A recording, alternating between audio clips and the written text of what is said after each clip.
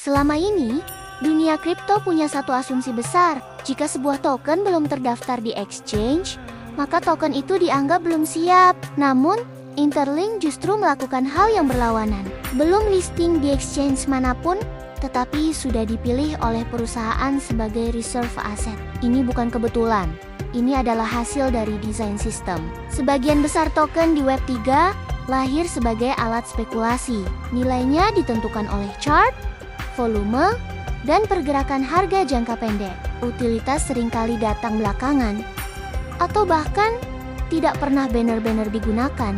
Interlink melihat ini sebagai masalah mendasar, karena token yang kuat bukan token yang paling sering diperdagangkan, melainkan token yang dibutuhkan untuk menjalankan sistem. Interlink token baik ITLG maupun 1011 tidak dirancang sebagai liquidity asset. Ia dirancang sebagai coordination asset. Token ini berfungsi sebagai kunci akses ke infrastruktur identitas, mekanisme reputasi, dan sistem koordinasi antar manusia dan institusi.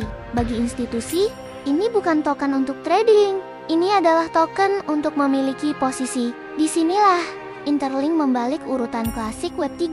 Bukan listing dulu, bukan hype dulu, dan bukan spekulasi dulu. Interlink membangun sistem terlebih dahulu, menghadirkan manusia nyata, menciptakan adopsi fungsional, dan ketika fungsi itu berjalan, demand terhadap token muncul secara alami.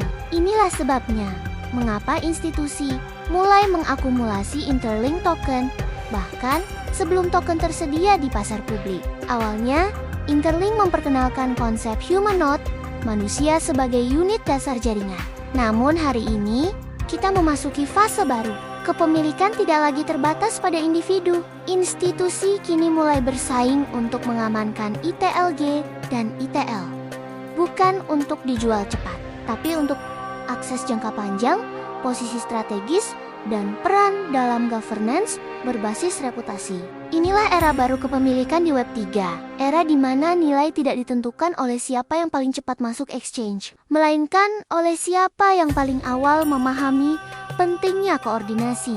Bagi institusi, token yang belum listing justru memiliki keunggulan, tidak terdistorsi oleh spekulasi, tidak terpengaruh volatilitas retail, dan masih merepresentasikan nilai fundamental sistem. Yang mereka nilai bukan harga, tetapi arsitektur, kualitas pengguna, dan kelangkaan peran di masa depan. Interlink memenuhi semua kriteria tersebut. Karena Interlink bukan sekadar proyek, ia sedang membangun infrastruktur ekonomi berbasis manusia. Pada tanggal 28 Desember, Interlink akan secara resmi mengumumkan parusihan-parusihan yang telah memilih Interlink token sebagai reserve asset. Ini bukan garis akhir.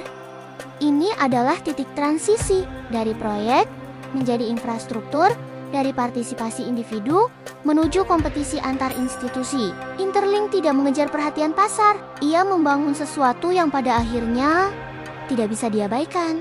Karena di dunia yang semakin terdesentralisasi, aset paling langka bukan likuiditas, melainkan koordinasi.